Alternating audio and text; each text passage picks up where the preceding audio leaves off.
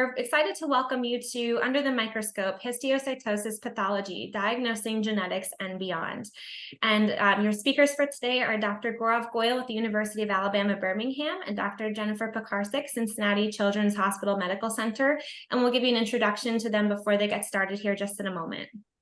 Just a couple of quick housekeeping notes. So this meeting is for informational purposes only. After the conversation today, before making any changes to any of your care, please consult your medical team.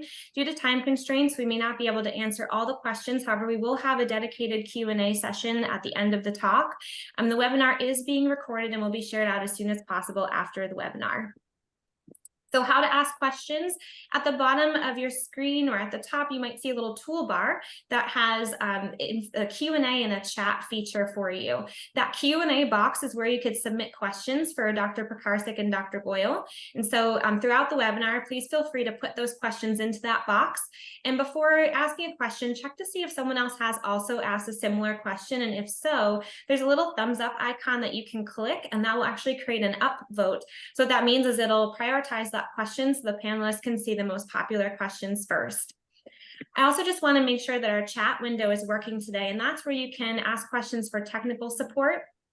So if you can, just chat in to us where you are calling in from. We'd love to see where everyone is coming in from. So let's see if that chat feature works for everyone. Great. So we have Minneapolis present. Welcome. Chicago. Fantastic. Great.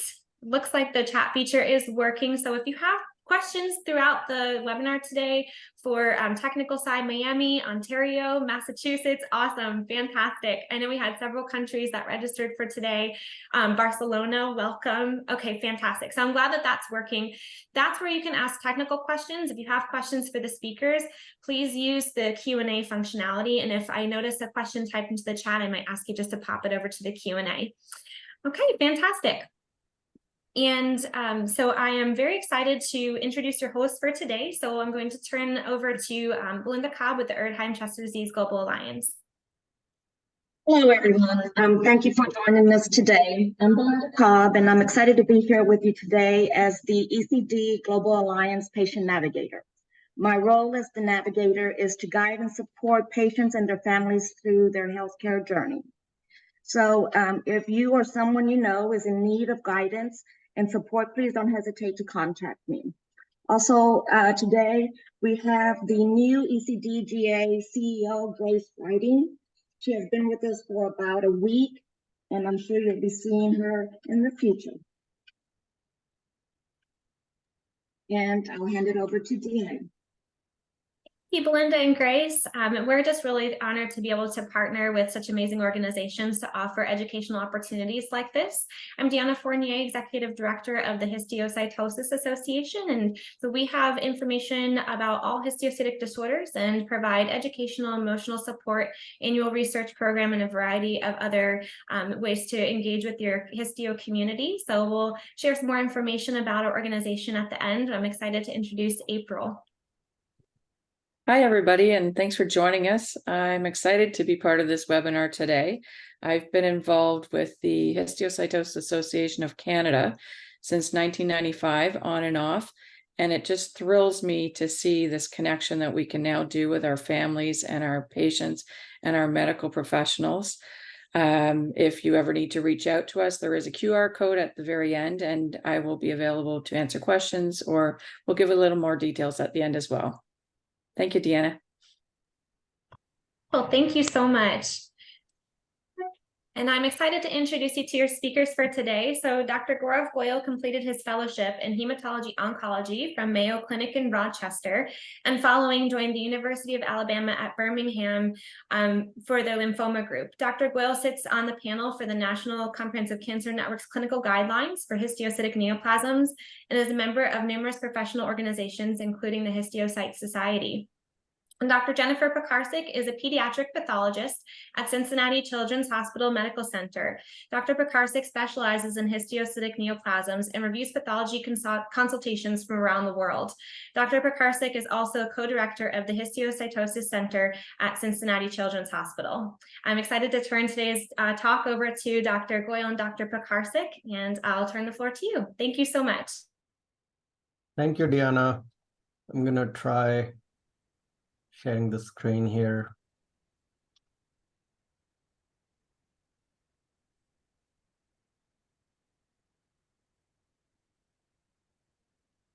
So do we have the full screen on? Yes. Okay. Hello, everyone.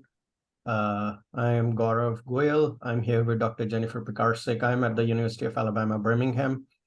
I'm an adult oncologist, but as you know, histiocytosis affects children as well as adults. So we partner a lot with pediatric specialists, including Dr. Picarsic, who is an expert in the field in pathology. So today's webinar is unique and first of its kind because we will be tackling the question of what goes into diagnosing histiocytosis. And a lot has changed in the last 10 years. I think it is important. It was about time that we have talked a lot about how to manage it, how to treat it, but I think a lot of work goes into diagnosing it. And there are a lot of challenges that are still prevalent in the patient community when it comes to diagnosis. So we thought of tackling this difficult topic in a way that is easily understandable for you all, but will be available afterward to answer questions if anything is not clear. Here are our conflicts of interest. So today's talk outline, we thought it would be good to show the pre-webinar survey results that you all answered. We'll review a couple of cases from the clinic. We'll go over the classification of histiocytic disorders. Why is a biopsy necessary? What happens to a biopsy after it's done? What goes into getting a diagnosis? And what is genetic testing? What are mutations as they pertain to histiocytosis? Because you probably will hear a lot about these in the coming years. So these data were put together yesterday. So I think we have had a few more folks join in on the survey after that. But as you can see, there's a nice mix of patients, caregivers, medical professionals, and family members. And what was interesting and nice to know is a lot of you or most of you have read your pathology report, and which is amazing because it is important to know what goes into the pathology report. The other thing and the reason why this is important webinar is the question about how many biopsies did you undergo to achieve your diagnosis.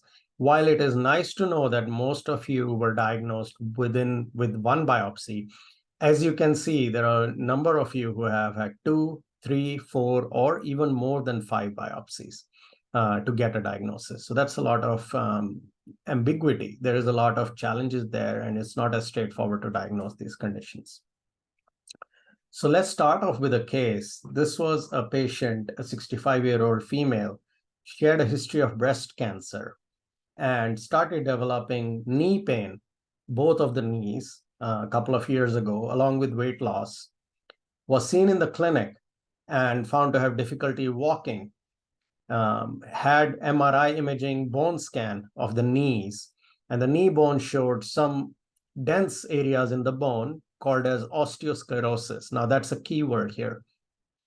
And this is the other scan showing these dense areas in the bone.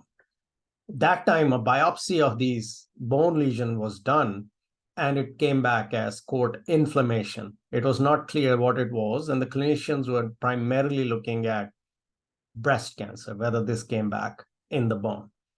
But her symptoms did not get better, so she went to another institution for a second opinion. Case number 2, she's a 53-year-old female, had a mass in the belly in 2015. It was biopsied and was called what we generally call it as a schwannoma, peripheral nerve sheath tumor. 3 years later, had a lump on the thigh, and that was biopsied as well. And that time it was called as fibrous histiocytoma. All right, so two rare things. But that mass in the abdomen continued to grow, as you can see here on the PET scan. And the biopsy findings we will review later on after Dr. Picarsic has done her masterclass with us. So these disorders are quite rare. I think it is very important to review some of the background information. Some of you may have heard this slide many, many times, but I think it is good to get some basics clear. This is the old, I think I should go ahead and say this is the old classification of histiocytic disorders, but this is the only one we have right now. And that might change in the next few years.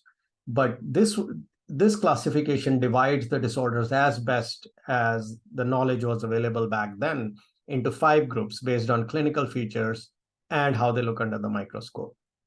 The L group, C group, R group, M, and H group.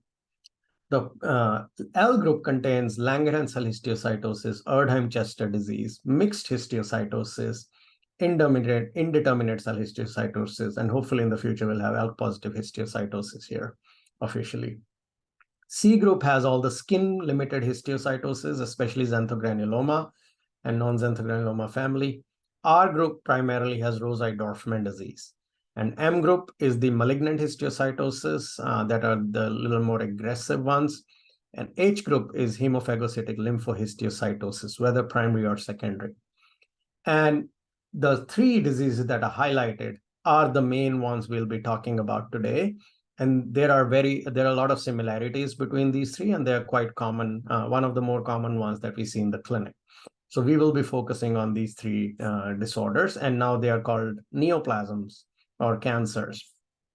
And that was partly because of finding these mutations in the MAPK pathway. So over the last decade, we have learned a lot about the mutations and what makes these cancer cells want to multiply faster than the other cells and form tumors. The first discovery was in a mutation in a gene called as BRAF, V600E, in Langerhans cell histiocytosis back in 2010. Then in 2012, similar mutation was found in half of the cases of Erdheim-Chester disease.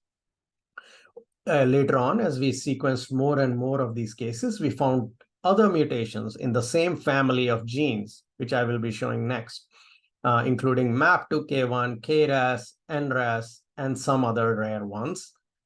More recently, mutations in the same pathway other than BRAF V600E were commonly found in half of the cases of Rosai-Dorfman disease. So as you can see below, these were, because of these mutations partly, these were recognized as clonal neoplasms by the World Health Organization, starting in 2008 with LCH, more recently 2022 by Rosai-Dorfman disease. So the question comes up, what is a MAPK pathway? What is MAPK pathway mutations, as we talk about them quite a bit? MAPK pathway is nothing other than a series of genes, as you can see here, RAS, RAF, MEK, ERK, that carry the signal from the outside of the cell to the inside of the cell and tells the cell to grow and multiply. The mutation, what is a mutation? Mutation is a change in the gene of the cancer cell in one of these genes that tells the cancer cell to start growing, or tells the cell to grow faster and not die as a normal cell would when it becomes abnormal. So a mutation is a change in the DNA of the cancer cell itself that secretes an abnormal protein that leads to cell growth and multiplication.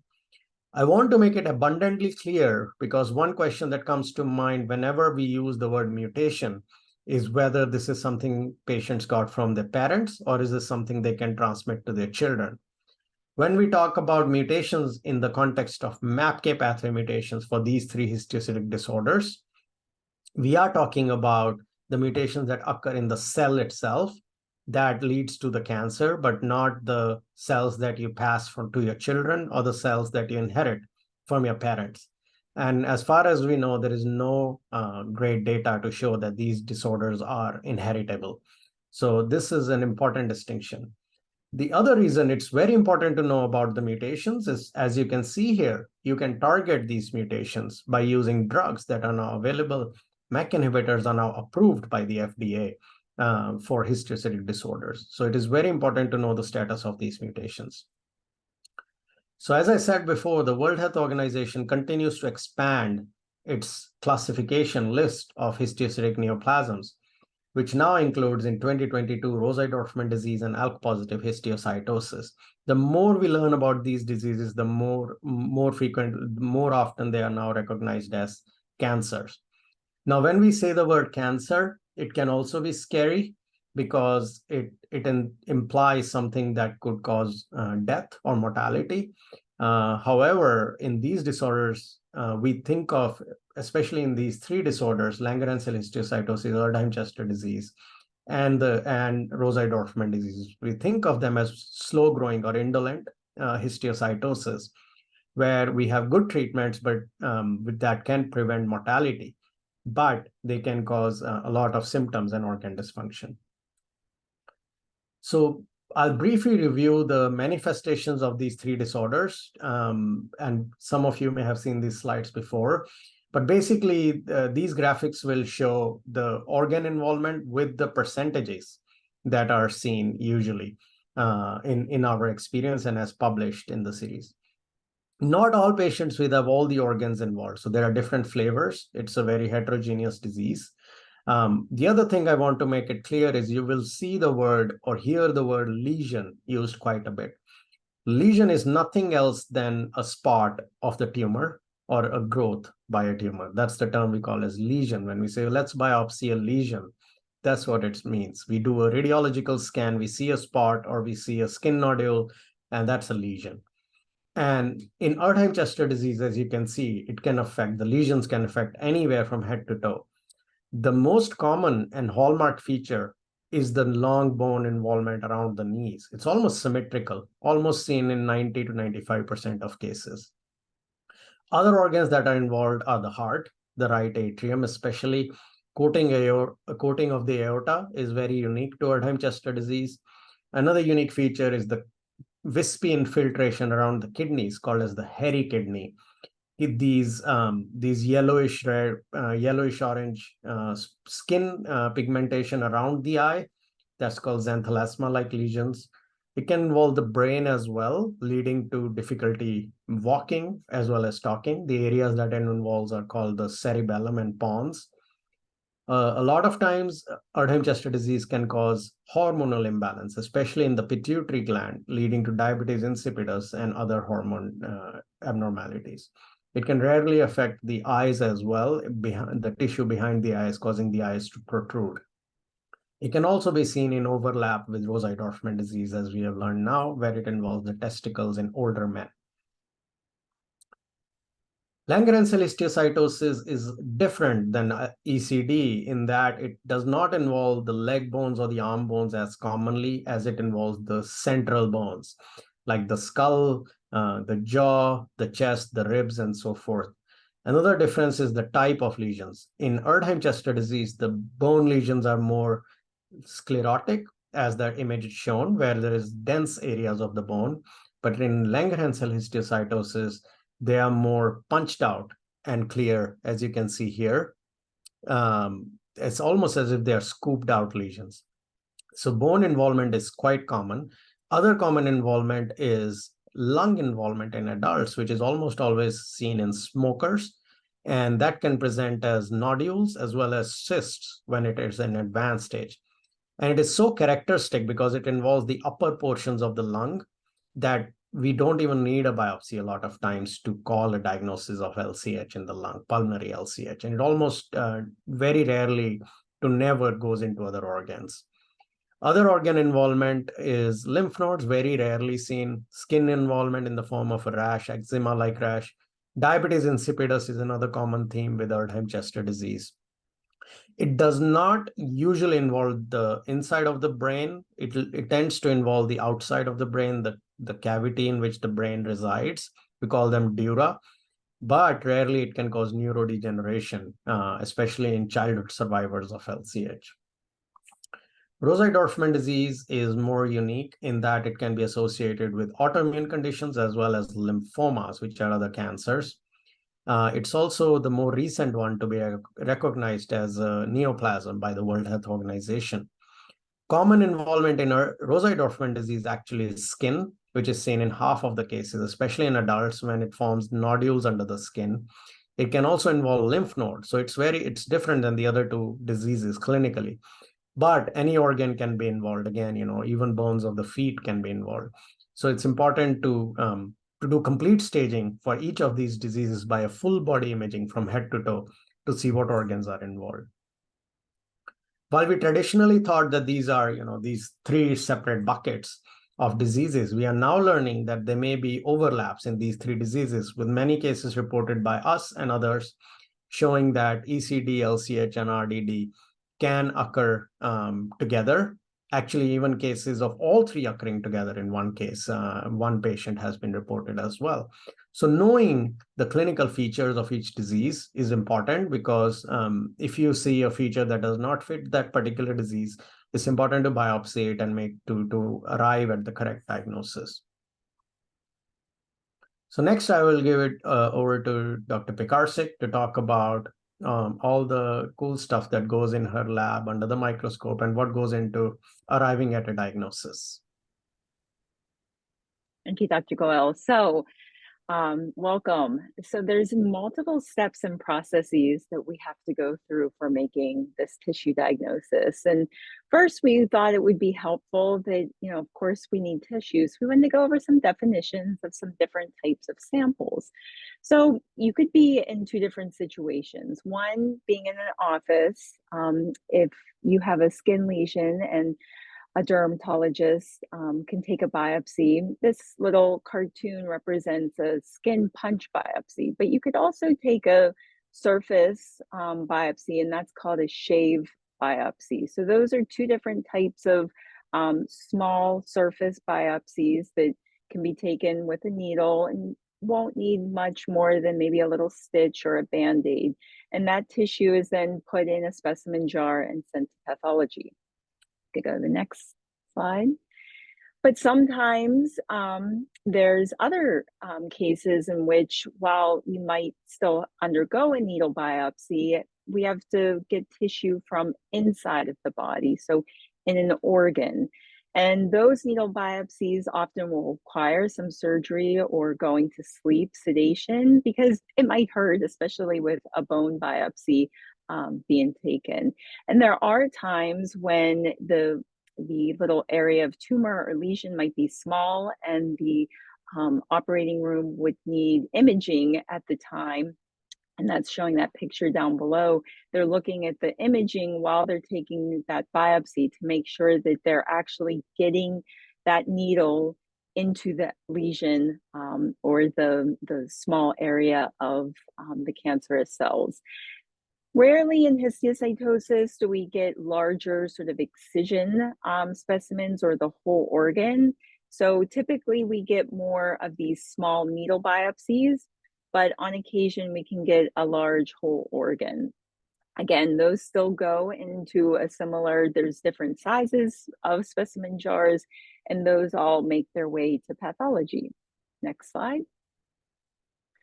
But what is pathology, right? So you may hear the word the lab, the specimen was sent to the lab, and we're very large in that we have some parts of the lab that just do blood testing, but we're part of the lab in anatomic pathology, and that we're the medical team, and there's a bunch of us that you'll see go into making these slides that really name and classify disease.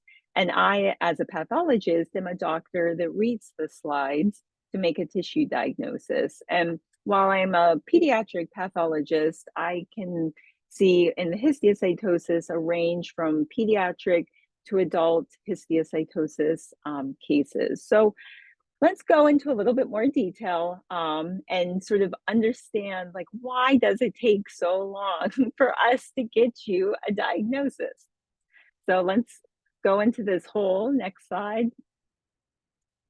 So we talked about getting the tissue, but now we have to talk about preparing the tissue. So my job is almost at the end of this multi-step process, and we'll go over some of these steps. So just obtaining the tissue is the first step, but we have to go through many different processes to get that tissue ready and prepared to go on a glass slide for me to even start looking at the diagnosis. And then if you go to the next area, so if you, and many of you have experienced this, that if you try to get a second opinion and you're wondering what is taking this pathology lab so long to read my slides, if it has to get shipped out, there's a lot of additional manual steps. So the oncologist will have to contact the pathology lab. The two pathology labs have to speak, converse, get HIPAA, all the paperwork,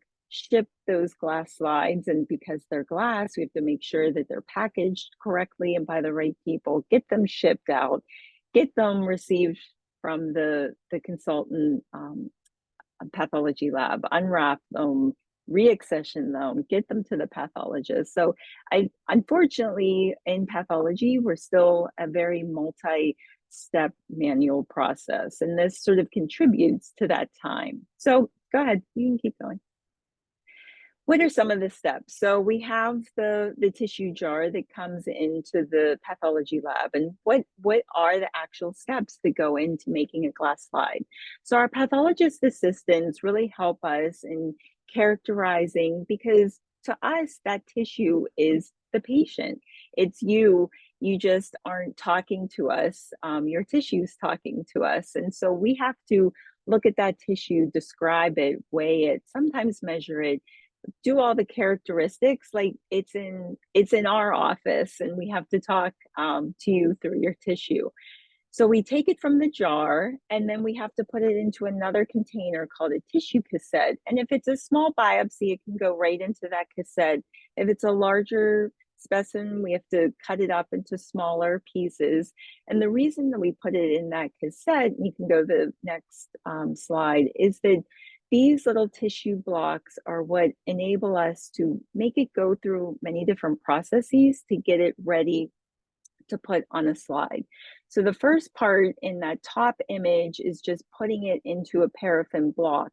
And we have to put it in that paraffin block because we put it on a machine called a microtome. And this is one of our histotechnologists taking that tissue, and with a razor blade on there, she's cutting it into these micrometer thin tissue sections. So your tissue is in there within that paraffin block, and we lay it on a water bath in order for the tissue to lay flat, and we don't get any folds and artifacts into the tissue when we're making the glass slide. Now, this is just an example for an education case. We usually don't have that many glass slides lined up, but this is just to help you understand that this is a very manual process. So this is your tissue, and that little block has a barcode that has your specific information, but this can only be done one at a time for each patient with each of their blocks. Those glass slides then get put into multiple tissue dyes to put stains on it so that we can then see it under the microscope. So in the best case scenario, it usually takes at least 24 hours for I, as the pathologist, to start even looking at the slide. But in certain cases, such if you got a bone biopsy, we have to put it into acid to help cut it so it's softer, because on that little microtome, we can't cut things that are hard like bone. It has to get through a soft process. So depending on what has to go into preparing that sample, it could take a couple days, and that's just to get the slides to us.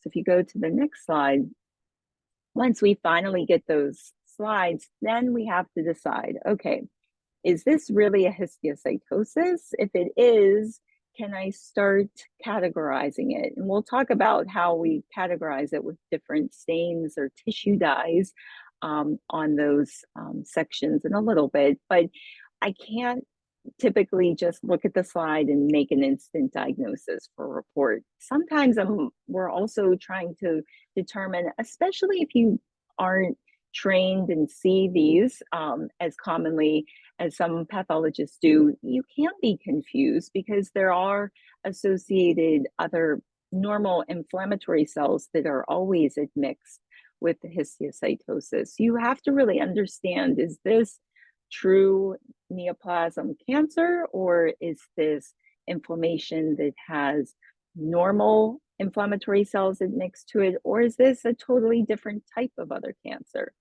And so on the next slide, we use these ancillary tests to help us. So these tissue dyes, in addition to just looking at that first tissue dye, which we call the H&E or hematoxylin and eosin stain, we can go through many different machines. These are our different types of tissue dye machines. So think about it like an Easter egg, right? With our egg, we're able to slice it into many different parts. So we have that same tissue, and we can dye it in those different colors in order to help us understand what the diagnosis is. So on the next slide, this is really gets to the crux and why many of us in this field love learning about this disease, because it is not only rare, but it's so unique. So these are cells that are basically inflammatory cells that have gone bad and with mutations have become a cancer, but they're still able to recruit and bring inflammation to the site. So it is a very challenging diagnosis for a pathologist to make if they haven't seen many hundreds of cases of these, because there is this mixed inflammation that's always present with histiocytosis. And most pathologists know and understand inflammation, but learning and understanding about the mutant or the cancer or neoplastic side of histiocytosis can make it challenging with that mixed picture. So here's an example. We'll go through the next slide of a case of Langerhans cell histiocytosis. So in a perfect example, this can be a very easy diagnosis to make. We learned from the time we're in medical school that LCH nuclei look like the coffee bean nuclei. They're called a reniform or coffee bean nuclei because in that top picture, you might see that some of those cells have a grooved nuclear contour.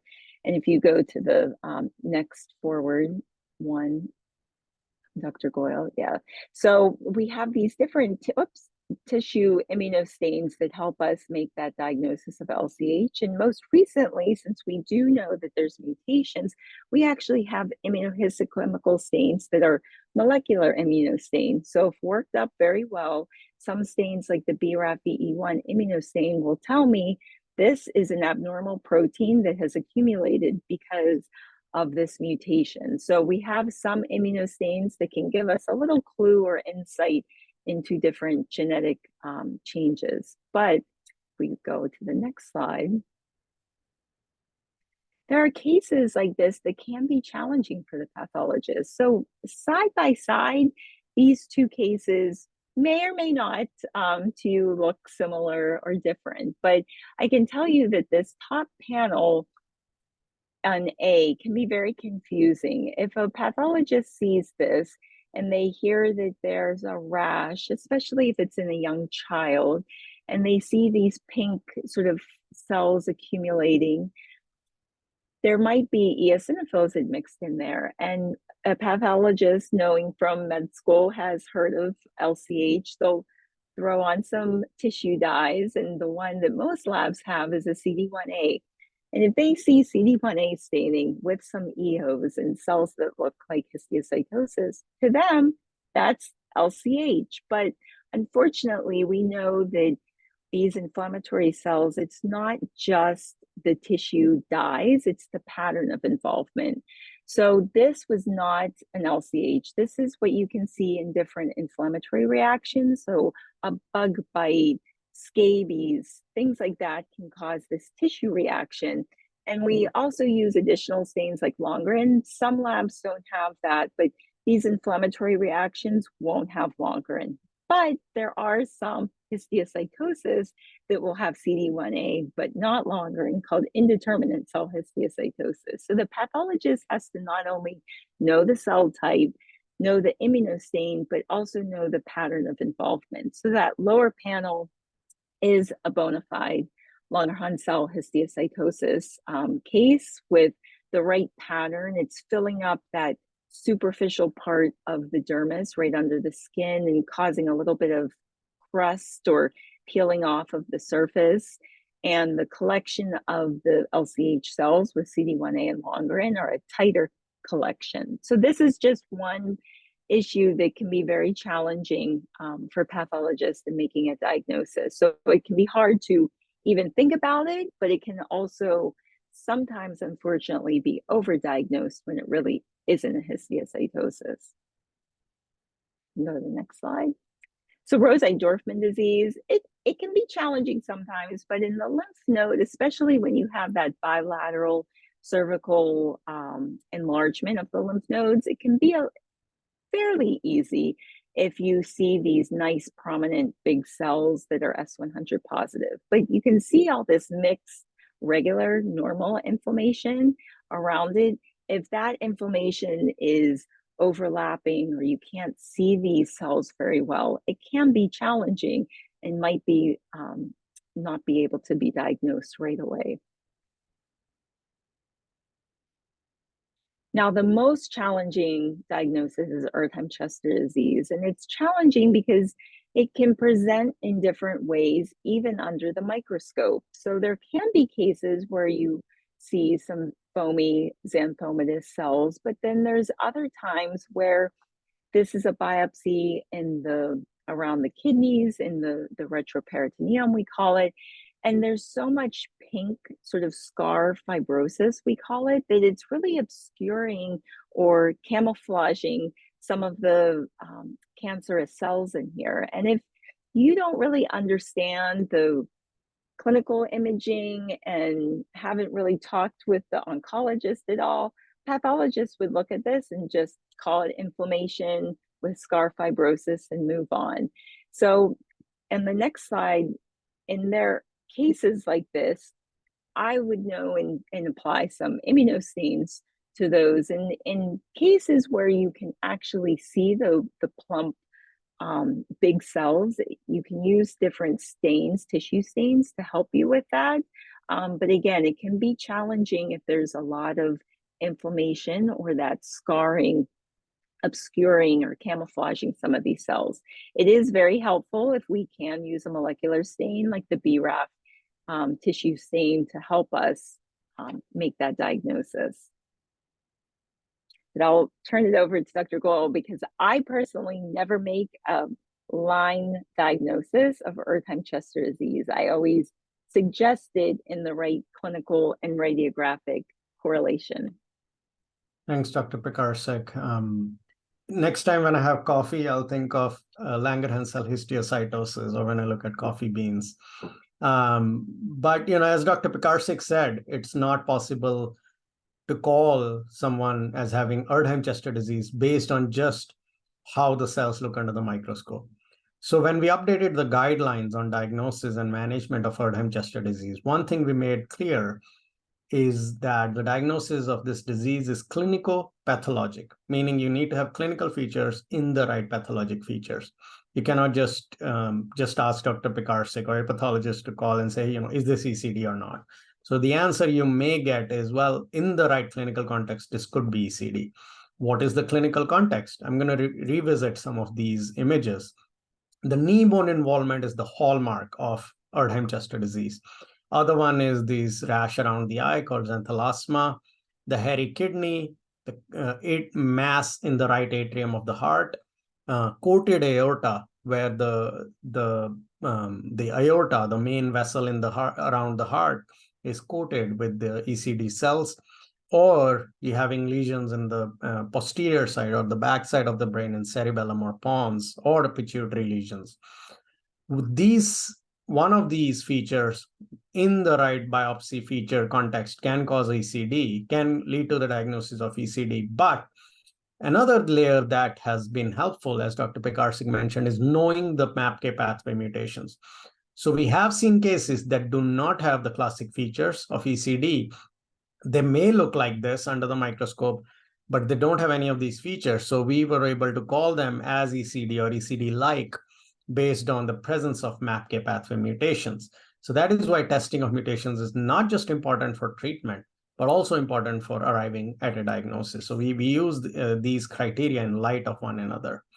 So when I say mutations, how do we test for those mutations? That's another question that comes up. Nowadays, it's pretty easy for most oncology clinics to order a mutation testing on the biopsy sample itself.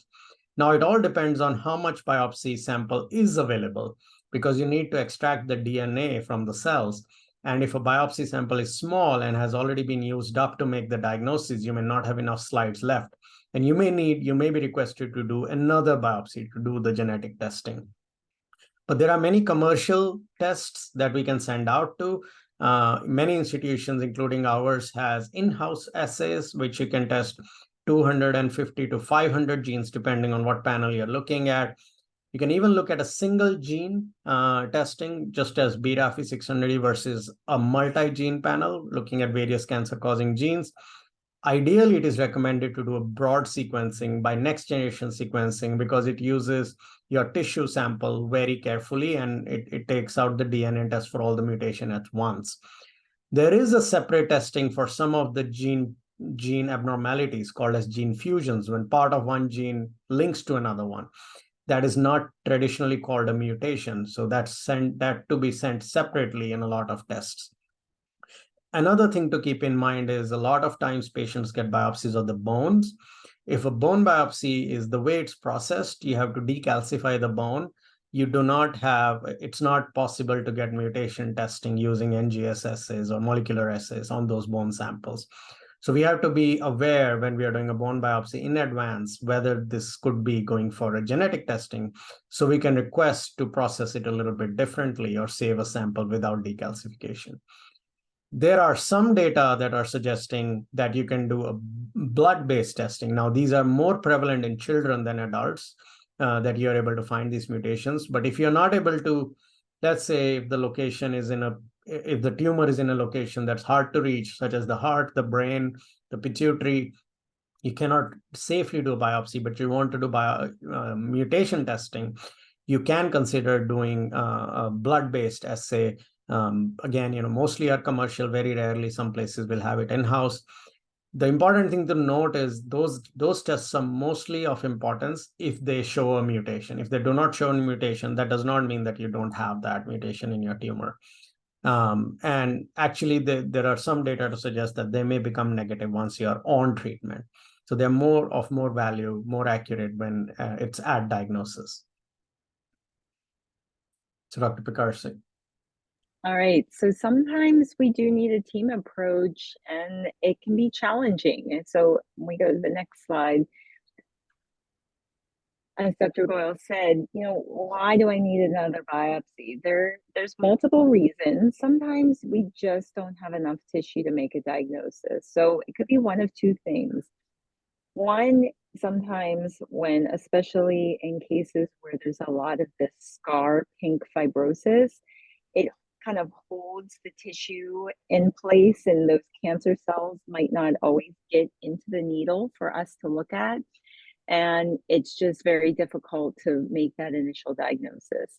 Sometimes when it's a challenging case and the pathologist tries to do multiple stains to figure out what's going on, as we cut on that microtome razor blade machine and we cut the block, the tissue eventually will get depleted or go through or go away in that tissue block.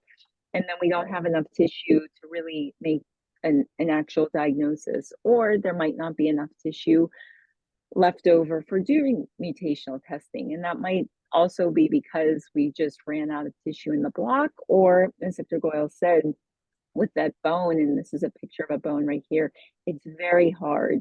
And to cut it on that razor blade, it has to be softened with acid, and that acid really destroys the DNA, RNA, all that genetic material. So we would need another biopsy. So let's conclude the cases that we showed initially. I'll go over them again.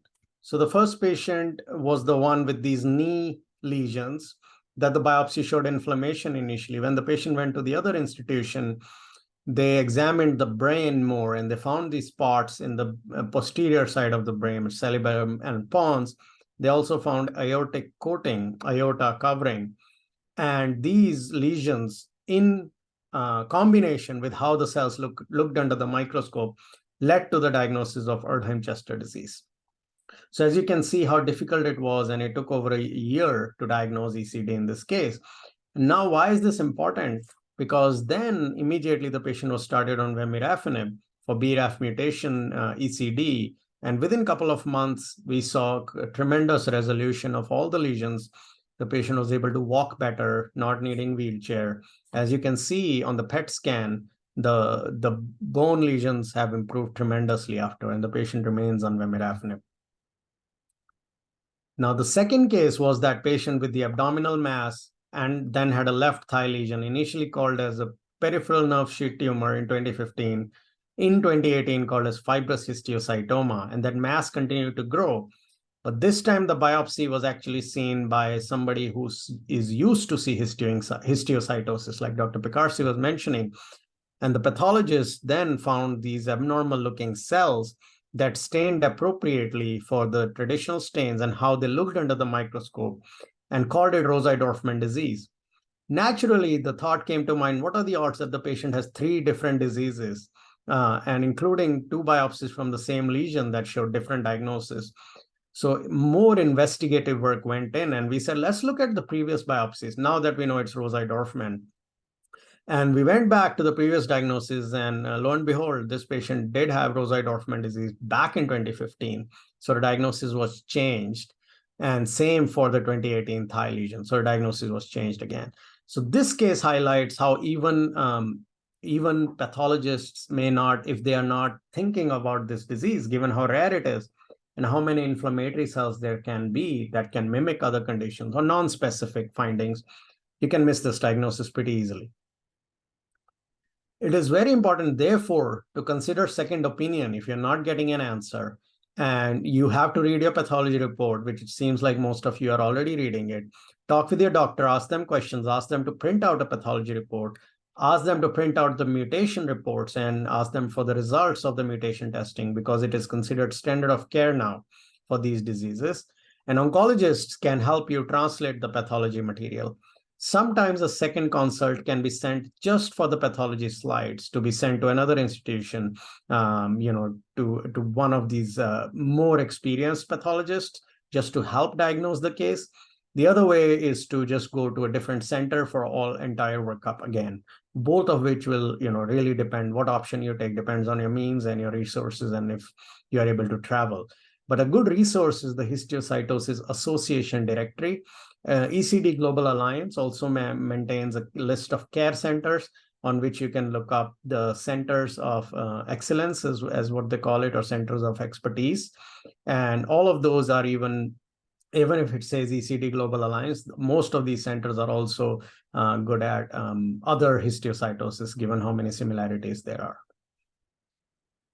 So the key takeaway suggestions, what are the key takeaway suggestions? These are very rare disorders. But they're easy to miss if you're not vigilant, if you're not thinking about these. It is very important to do a biopsy for diagnosis. Sometimes multiple biopsies are needed. The only one instance I could think of where you don't even need a biopsy for diagnosis is in smoking-associated lung LCH, because of how it looks under the microscope. However, even in that, nowadays it's recommended to biopsy to do mutational testing. The diagnosis can be delayed because of the various reasons and how many processes involved in the diagnosis, in making the diagnosis. A lot of times the patients I see in the clinic are referrals from outside. And the most time goes into getting the slides from the outside biopsy, because I hate to do repeat biopsies if I don't have to, getting them to our institution and reviewed them under the microscope by a pathologist, and then sending for genetic testing. So those things, if sometimes the patients can also advocate for themselves to get the slides over, because it's really your property. If it's your biopsy, you can call and tell to be shipped anywhere you want. The diagnosis, so it's important to get those slides early on. It is also important to examine the entire clinical picture to make a diagnosis. It is recommended to a full body PET scan for that reason. Consider a second opinion. Virtual visits are now available post-pandemic, or during the pandemic, these were made more available. So a lot of institutions are able to offer that, but medical licensing, depending on what state you are in, may prohibit that. But you can still do pathology consults where you don't have to travel. Your tissue slides can travel to Dr. Picarsic, Dr. Ravindran, any of our expert pathologists, and they can look at it to confirm the diagnosis.